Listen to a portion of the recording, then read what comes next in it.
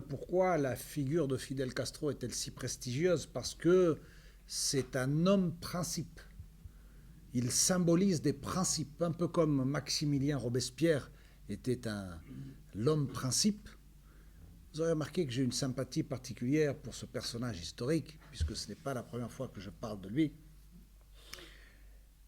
Et il y a un parallèle entre ces deux personnages. Les deux ont osé remettre en cause la pire des aristocraties, pour paraphraser Robespierre, l'aristocratie des riches.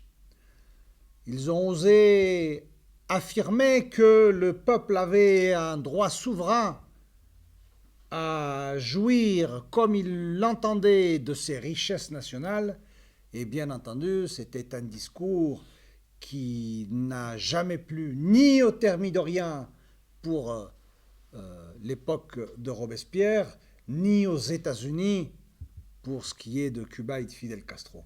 En définitive, le péché originel de Fidel Castro, ça a été de montrer au reste du monde qu'il était possible de défier l'impérialisme de façon triomphante, qu'il était possible de remettre en cause les lois du fatalisme géographique en réalisant une révolution socialiste à 150 km des côtes de Floride.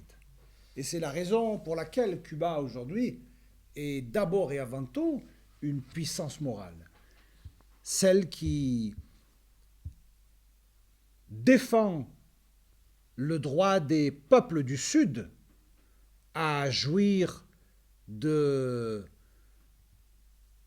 principes édictés par le droit international public, la souveraineté nationale, à jouir de ses ressources et surtout à être considérés d'égal à égal avec leurs voisins du Nord. Bien à Cuba, il y a eu une véritable révolution, une révolution authentique, une révolution du peuple, une révolution pour le peuple et une révolution par le peuple. Et c'est la raison pour laquelle la révolution a perduré au fil des générations. C'est un processus historique qui a été construit par plusieurs générations de Cubains. La première chose qu'a faite Fidel Castro lorsqu'il est arrivé au pouvoir, ça a été de fédérer tous les mouvements favorables à l'indépendance en une seule structure. Il a suivi en ce sens l'exemple de José Martí de 1891 avec la création du Parti révolutionnaire cubain. Martí avait compris que la division des forces indépendantistes avait conduit à l'échec de la première guerre d'indépendance. Et c'est la raison pour laquelle, en 1891, il a créé le Parti révolutionnaire cubain pour fédérer les forces patriotiques, pour fédérer les Cubains de bonne volonté au nom de cet objectif commun qui était l'émancipation de Cuba. Et Fidel Castro, en 1959, Fidel Castro, qui est d'abord et avant tout un martinien, un adepte de José Martí, un admirateur de José Martí, la première chose qu'il va faire, alors qu'il avait déjà une position hégémonique, en 1959, le mouvement 26 juillet, son mouvement était hégémonique. Le directoire estudiantil avait une place modeste, il avait apporté une contribution importante dans la guerre révolutionnaire contre Batista. Le Parti socialiste populaire, Parti communiste de l'époque, était résiduel, mais Fidel Castro avait compris que pour résister à l'impérialisme, pour résister à l'agression imminente de l'administration Eisenhower, il devait fédérer les forces. L'union est le préalable indispensable à tout projet de transformation sociale.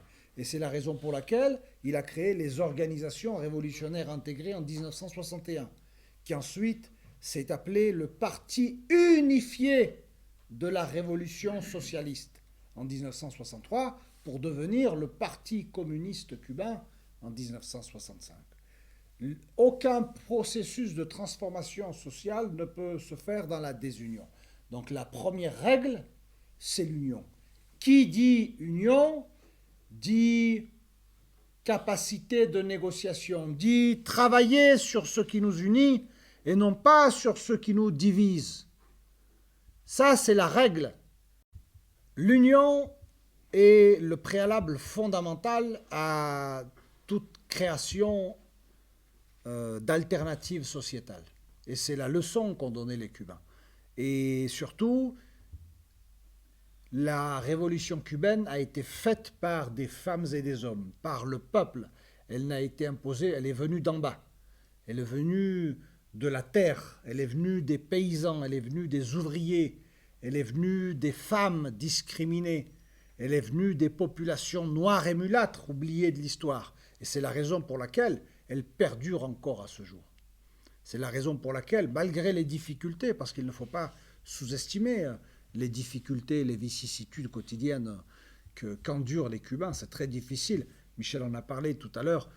Les Cubains vivent des moments difficiles. Alors, aux sanctions économiques impitoyables imposées par les États-Unis s'ajoutent les inclémences de la nature et les ouragans successifs qui frappent chaque année la population cubaine. Donc voilà, l'union, c'est le mot d'ordre. Et il faut toujours travailler sur ce qui unit, mettre de côté ce qui divise. On aura toujours le temps, une fois qu'on aura pris le pouvoir, de disserter sur ce qui nous divise. Ça, c'est la leçon qu'ont comprise les Cubains et l'enseignement qu'on peut tirer de la révolution cubaine. On fait souvent allusion au discours fleuve marathonien de Fidel Castro, mais pourquoi Fidel Castro parlait autant? Eh bien, il expliquait au peuple, à lire les discours de Fidel Castro, il expliquait au peuple, il conscientisait le peuple, il impliquait le peuple, il politisait le peuple. Et c'est la raison pour laquelle il y a ce niveau de conscience politique extrêmement élevé. C'était un pédagogue, il était très didactique. Avant de faire quelque chose, il expliquait. On ne voit pas, par exemple, j'ai le souvenir d'un discours sur la révolution énergétique au début des années 2000 lancé à Cuba, et Fidel Castro expliquait pourquoi il fallait changer les ampoules et prendre des ampoules basse consommation. Donc c'est quelque chose, c'est la raison pour laquelle la révolution cubaine a impliqué le peuple. C'est pour ça qu'elle a survécu. C'est pour ça qu'elle a survécu au cataclysme de 1989 et de 1991. L'Union soviétique, la puissante Union soviétique s'est désintégrée, mais Cuba, toute seule, dans ce contexte d'extrême adversité, a réussi à résister. Une invasion militaire de l'île par les troupes états-uniennes, je n'y crois pas trop. Je n'y crois pas trop parce que, rendez-vous compte. Ils ont essayé? Oui, ils n'ont pas réussi. Mais les troupes par des troupes militaires états-uniennes, ils ne pourront pas. Cuba, ça se trouve à 150 km de la Floride. Vous avez 1 million de Cubains américains en Floride. Tous ont de la famille à Cuba. Si vous croyez qu'un conflit militaire imposé par les États-Unis à Cuba se limiterait aux frontières de l'île, c'est de se bercer de 12 illusions. Si vous croyez que les Cubains se laisseraient faire sans répliquer et ne porteraient pas ce conflit sur le territoire des États-Unis, c'est se bercer de 12 illusions. Donc je crois que les gens du Pentagone, contrairement aux politiques, qui ne sont pas au fait des réalités, qui parlent beaucoup parce qu'ils n'ont jamais eu une arme entre les mains, les gens du Pentagone sont plutôt des gens sensés. Donc les États-Unis n'ont jamais renoncé à leur vieille aspiration de renverser la révolution cubaine. Ils n'y renonceront sans doute pas.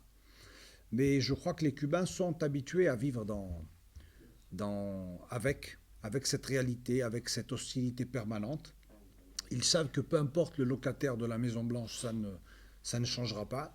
Il y aura d'une façon ou d'une autre la volonté de ramener l'île dans le giron états-unien, que ce soit de façon plus subtile, comme le souhaitait Obama avec son processus de rapprochement, ou de façon plus agressive et brutale, comme Trump, en imposant en l'espace de 4 ans, durant son premier mandat, 243 nouvelles sanctions. Les États-Unis ne sont pas prêts à accepter la réalité d'une Cuba souveraine et indépendante.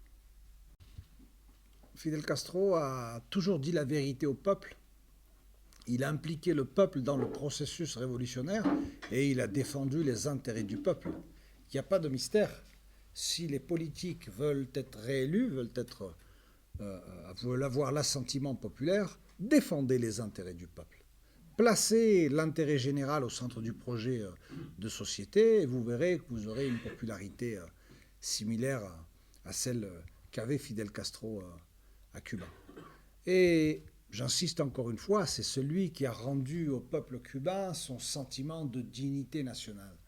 C'est celui qui a débarrassé le peuple cubain de son complexe d'infériorité ancestrale qui remontait au XIXe siècle, davantage à la colonisation et qui a été particulièrement marqué durant la première moitié du XXe siècle avec la pernicieuse présence des États-Unis. Fidel Castro a redonné cette fierté à la population cubaine et plus personne aujourd'hui ne peut envoyer d'émissaires dans l'île sans informer le président de Cuba. Cette époque est définitivement résolue et la dignité, comme vous le savez, après la vie, c'est ce qu'il y a de plus important pour l'être humain. Et Fidel Castro a redonné la dignité à son peuple.